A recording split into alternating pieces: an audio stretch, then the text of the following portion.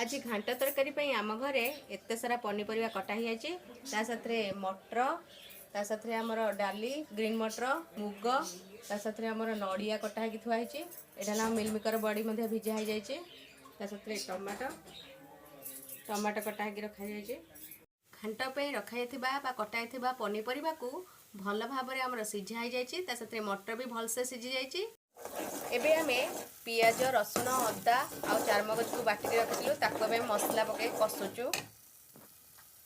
एबे आमे एथिरे लंका गुंड हळदी गुंड जीरा गुंड धनिया गुंड सब्जी मसला और लुण पकेकी कसैबु। कखारु फूल आ टमाट पके देचु मसला कसारे। एबे मसला कसा हो गला परे पनीपरिया सिझा को आमे एथिरे पके देचु घंटा घंटी। एबे बो घांटुचंती घांटा तरकारी को आमे खाउचु भात ता साथरे आमर प्रस्तुत होइतिबा घांटा तरकारी ता साथरे